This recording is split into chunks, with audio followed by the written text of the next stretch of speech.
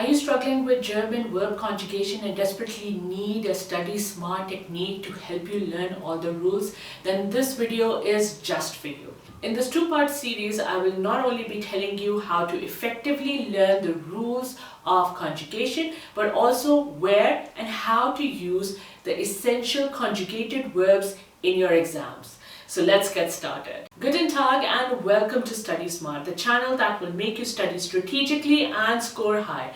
I'm your mentor Faiza, and in this video we will be going through the conjugation of regular verbs. But hey, don't forget to like this video, drop a comment and subscribe to my channel so I can make more videos just like this one to help you ace your German exams. To start off, let me explain what verb conjugation is.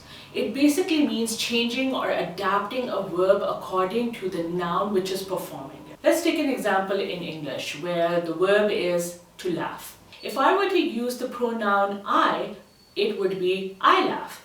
Good. Now, if I were to use the pronoun she, it would be she laughs. Now, we had to add an S to laugh to make it grammatically correct when placing it next to she. That is exactly what German verb conjugation is. It slightly changes the verb according to the noun performing it. Before we dive into the rules of conjugation, let me just highlight that right now we're using everything in the present tense. There is no past tense of the verbs. That would be a topic of another video. And the verbs that we're using are regular verbs. That means they do not change too much from their infinitive or their stem form, nor do their vowels change. Approximately 90% of all German verbs are regular verbs. For effective German verb conjugation, you need to know the nominative Personalpronomen, which are personal pronouns. They are ich, which means I, du, which means you. Now this is going to be a singular you and an informal you, like some person that you know very well is a friend or a family member. Next is which is he. Up next is sie, which is she, and then s, which means it. Now we're going to club sie, s together because the rules of conjugation all apply uniformly on these three. Then we have where, which means we, and then we have ihr, which means you all. Now the difference between du and ihr is that du is for one person that you're talking to, ihr is for more than one person, and this is also informal. Then we have sie with a capital S, which also means you. But this is going to be a formal you for a person who is a stranger or somebody who you have high regard for. And with this sie, there is another sie that we're going to be clubbing, which means they. I know that there are many z's in this table, but the word conjugation will actually help you identify which z you're talking about. The rules for she and you formal are actually very different from each other. Let's see how. So let's take the infinitive regular verb brauchen, which means to need, and let's conjugate it. There are a few steps attached to this. Step 1. Remove the en from brauchen and it becomes brauch. Place it against ich and add an e at the end and it becomes ich brauche. Ich brauche. Now place brauch next to du and add st at the end and it becomes brauchst. Brauchst.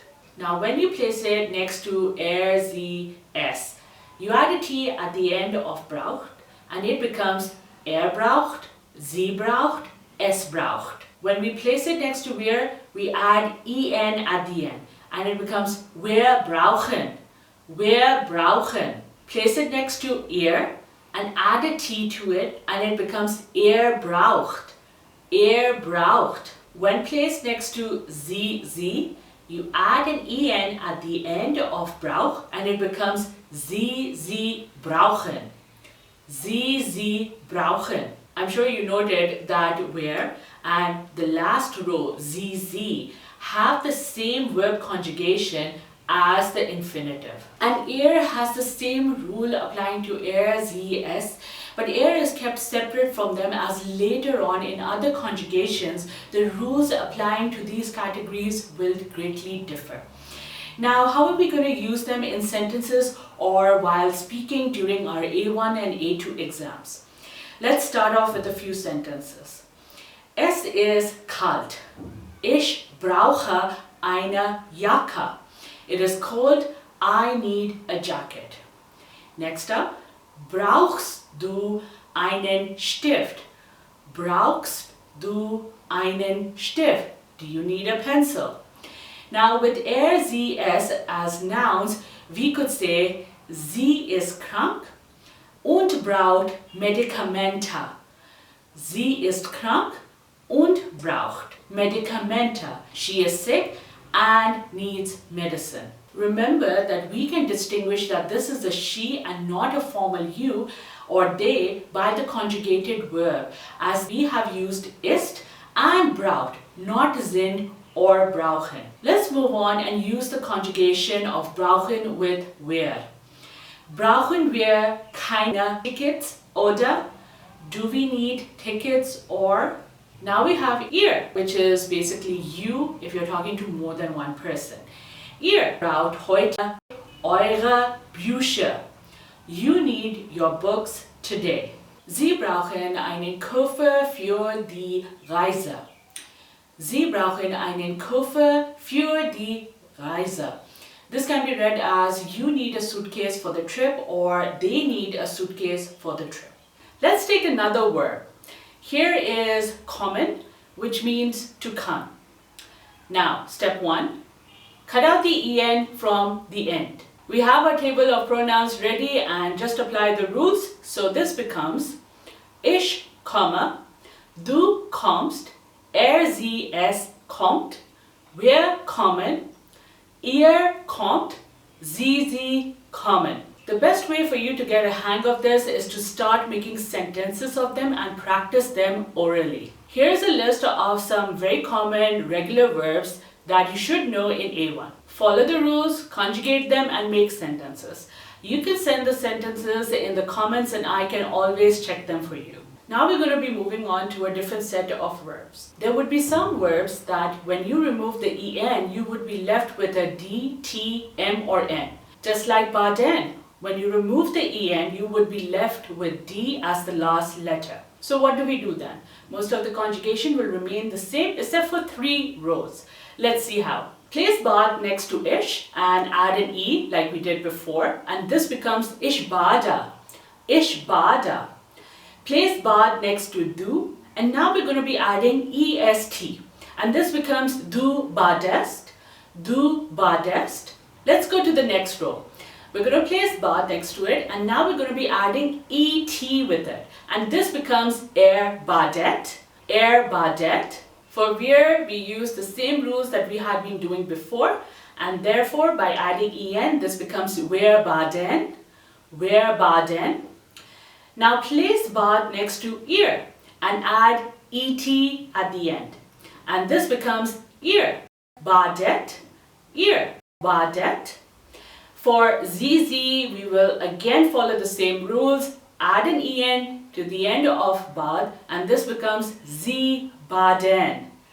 Z baden. Here are a set of verbs that follow this rule. Why don't you try them at home, and if you want to confirm whether what you did was right, do send them in the comments. I'll check them for you. I'll be waiting. Now there are some verbs that when you take out the en from it, you're left with an s set or a set. What do we do then? Well, only a few rows will see the change. Let's see which ones. Let's find out by conjugating the verb heißen, which means to be called. Like before, we're just going to take out en at the end of the infinitive form, and we're going to be left with heiß. Now place heiß next to ish, add a e, and this becomes ich heiße. Ich heiße. Now place heiß next to do and just add a t, not an st. Why? Because s set already has a double s sound and we do not need to add another one. So just add a t and this becomes du heißt. Du heißt. Let's move on to the next row.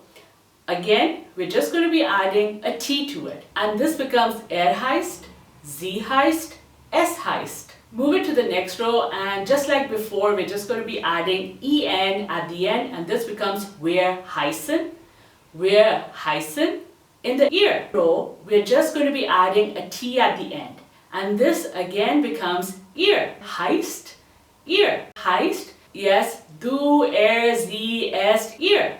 All have identical conjugations. With the last row, as before, we're just going to be adding en to it, and this becomes sie heißen, sie heißen.